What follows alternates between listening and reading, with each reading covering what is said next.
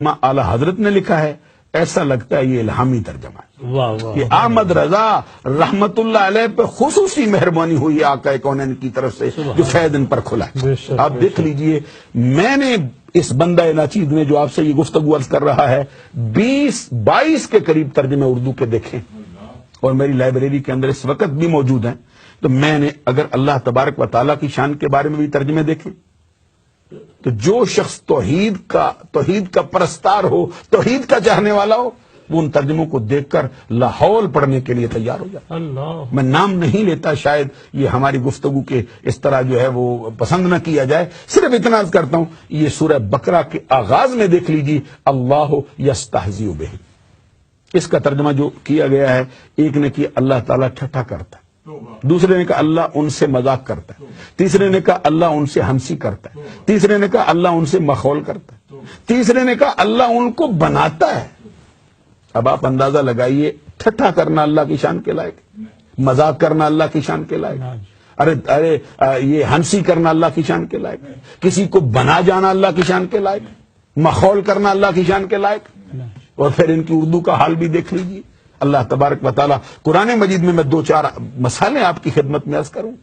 حضرت موسیٰ کلیم اللہ اپنی قوم سے کہتے ہیں وَإِذْ قَالَ مُوسَىٰ لِقَوْمِهِ إِنَّ اللَّهَ يَأْمُرُكُمْ أَن تَذْبَحُوا بَقَرَةً، یاد کیجئے جب موسیٰ علیہ السلام نے اپنی قوم سے کہا اللہ تمہیں حکم دیتا ہے گائے ذبح کرو، اس کے جواب میں قوم نے کہا أَتَتَّخِذُنَا هُزُوًا، اے موسیٰ علیہ السلام کہیں آپ ہم سے مذاق تو نہیں کر رہے، کہیں آپ ہم سے ٹھٹھا تو نہیں کر رہے، کہیں آپ ہم سے ہنسی تو نہیں کر رہے۔ آگے سے اللہ کا نبی بولتا ہے تو کیا کہتے ہیں اعوذ باللہ ان نکون من الجاہلین، میں ٹھٹھا کرنے سے اللہ کی پناہ چاہتا ہوں، میں ٹھٹھا کرنے سے، ہنسی کرنے سے، مخول کرنے سے، مذاق کرنے سے اللہ کی پناہ چاہتا ہوں، کہیں میں جاہلوں میں سے نہ ہو جاؤں۔ میں یہ کہتا ہوں، اللہ کا نبی کہتا ہے کہ ٹھٹھا کرنا جاہلوں کا کام ہے، تو اللہ تبارک و تعالیٰ کے لیے یہ الفاظ استعمال کیے گئے۔ حالانکہ سورہ حجرات اٹھا کے دیکھ لیجئے، اللہ تبارک و تعالیٰ کا فرمان ہے یا ایھا الذین آمنوا لا یسخر قوم من قوم، واہ واہ، اے ایمان والو کوئی قوم دوسری قوم کو ٹھٹھا نہ کرے۔ اور عورتوں کے لیے بھی فرمایا کہ کوئی عورتیں دوسری عورتوں کو ٹھٹھا نہ کریں، کہیں ایسا نہ ہو کہ جن کو ٹھٹھا کیا جا رہا ہے وہ ان سے بہتر ہی نہ ہو۔ اللہ، عزیزان گرامی قدر، اہل ایمان کو ٹھٹھا کرنے سے، مذاق کرنے سے منع کر دیا گیا۔ تو اب سب نے ٹھٹھا کرنے کا منع کیا، مذاق کا منع کیا، لیکن بریلی کا تاجدار بولا تو کیا کہا؟ اللہ ان سے استہزاء فرماتا ہے جیسا کہ اس کی شان کے لائق ہے۔ اور میں ایک مقام اور بھی آپ کی خدمت میں عرض کرنا چاہتا ہوں، زیادہ وقت میں آپ کا نہیں لوں گا، مجھے احساس ہے اس بات کا، لیکن میں 2 مقام اور عرض کرنا چاہتا ہوں تاکہ یہ نظریہ بھی کھل کے سامنے آ جائے کہ ترجمے سب نے لکھے ہیں، لیکن جو ترجمہ امام احمد رضا نے لکھا ہے اس کا شان اور ہے۔ اللہ، عزیزان گرامی قدر، وہ ترجمہ نہیں بلکہ وہ اپنے دامن کے اندر ایک تفسیر کی حیثیت رکھتا ہے۔ سبحان، یہ حضرت عیسیٰ روح اللہ کلمت اللہ کی والدہ محترمہ طیبہ طاہرہ صدیقہ حضرت مریم کے لیے قرآن نے کہا وَمَرْيَمَ ابْنَتَ عِمْرَانَ الَّتِي أَحْسَنَتْ فَرْجَهَا۔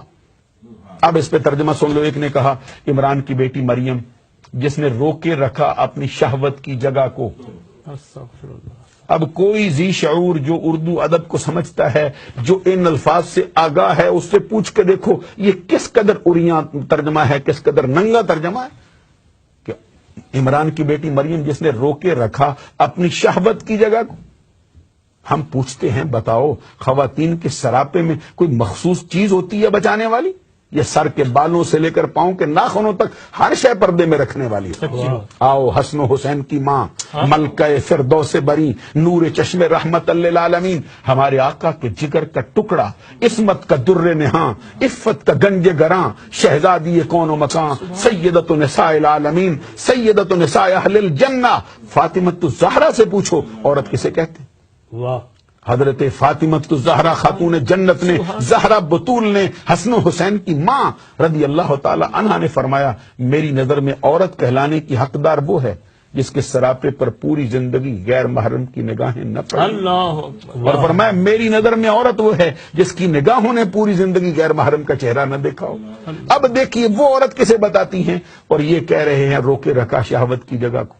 دوسرے کو اٹھایا تو وہ بولا، اس نے کہا عمران کی بیٹی مریم جس نے اپنی شرمگاہ کی حفاظت کی۔ کوئی شرمگاہ بتا رہا ہے، کوئی شہوت کی جگہ بتا رہا ہے، وقت ہوتا تو میں حضرت مریم کا تذکرہ ضرور کر جاتا اس مقام پر، یہ جو حضرت عیسیٰ روح اللہ کلمۃ اللہ نے ان پر لگنے والے اعتراضات کا رد کیا اور ماں کی گود میں کہا تھا انی عبد اللہ آتانی الکتاب وجعلنی نبیا وجعلنی مبارکا اینما کنت واوصانی بالصلاۃ والزکاۃ ما دمت حیا.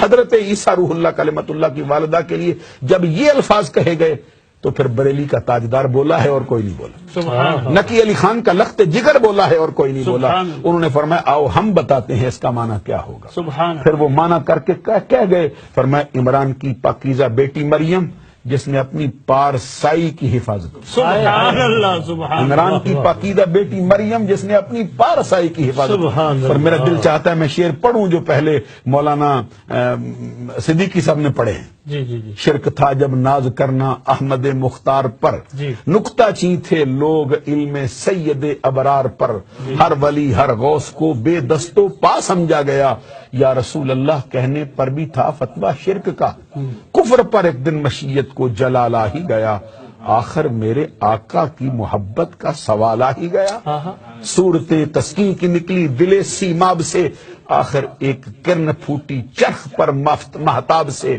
اس کرن کو اہل دین احمد رضا کہنے لگے, امت ختم الرسل کا نا خدا. سبحان اللہ. عزیزان گرامی قدر وعدہ کیا تھا, ایک آیت اور بتانا چاہتا ہوں. جی جی. یہ قرآن مجید میں سورہ فتح کا پہلا حصہ اٹھا کے دیکھ لیجئے. انا فتحنا لک فتحا مبینا لیغفر لک اللہ ما تقدم من ذنبک وما تاخر. اس کا ترجمہ عام ترجمہ کرنے والوں نے یہ کیا, اے نبی ہم نے تیرے لیے کھلی فتح کو کھول دیا اور تیرے گناہ جو تو نے پہلے کیے وہ بھی بخشے اور جو تو بعد میں کرے گا وہ بھی بخشے. استغفر اللہ. تو ہم نے کہا چلو استاد صاحب سے پوچھ لیتے ہیں, یہ تو شاگرد کہتا ہے. تو استاد بولا تو اس نے کہا اے نبی ہم نے تیرے لیے کھلی فتح کھولی اور تیری خطائیں جو تو نے پہلے کی وہ بھی بخشی, جو تو بعد میں کرے گا اس کو بھی بخشی. استغفر. حالانکہ اہل اسلام کا نظریہ یہ ہے ان الانبیاء کلہم معصومون عن الخطاء عن الصغیرۃ والکبیرۃ من قبل النبوۃ وبعد النبوۃ. اللہ کے سارے نبی گناہوں سے پاک ہیں, چھوٹے گناہوں سے بھی پاک, بڑے گناہوں سے بھی پاک, اعلان نبوت سے پہلے بھی پاک, اعلان نبوت کے بعد بھی پاک.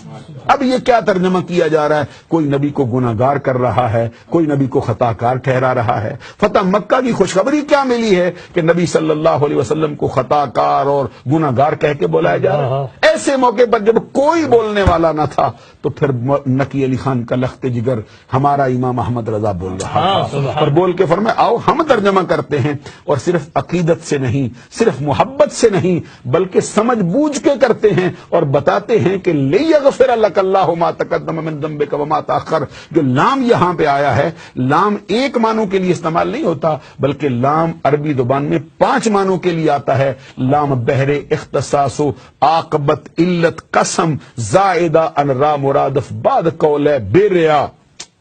تو لام یہاں جو استعمال کیا گیا سببیت کے لیے ہے. اعلیٰ حضرت ترجمہ کرتے فرماتے ہیں اے محبوب ہم نے تیرے لیے روشن فتح کو کھول دیا اور تیرے سبب سے تیری امت کے پہلے گناہ بھی بخشے, تیری امت کے بعد والے گناہ. سبحان اللہ. سبحان اللہ کہنے والی بات ہے. عزیزان گرامی قدر اعلیٰ حضرت, اور پھر اللہ تبارک و تعالیٰ تو خود فرما چکا والا سوف یؤتیک ربک فترضی. اے محبوب ان قریب آپ کا رب آپ کو اتنا دے گا کہ آپ اپنے رب سے راضی ہو جائیں. تو اس وقت پھر پوچھا تھا صحابہ کرام نے سرکار سے, آقا بتائیے اپنے رب سے کیسے راضی ہوں گے؟ جواب میں آقا کونین صلی اللہ علیہ وسلم نے فرمایا میں اپنے رب سے اس وقت تک راضی نہیں ہوں گا جب تک کہ میری امت کا آخری فرد بھی دوزخ سے نکال کے جنت میں داخل نہ کیا. اسی پر اعلیٰ حضرت امام احمد رضا نے کہا خدا کی رضا چاہتے ہیں دو عالم, خدا چاہتا ہے رضائے محمد. خدا کی رضا چاہتے ہیں دو عالم, خدا چاہتا ہے رضائے محمد. سبحان اللہ. دل میں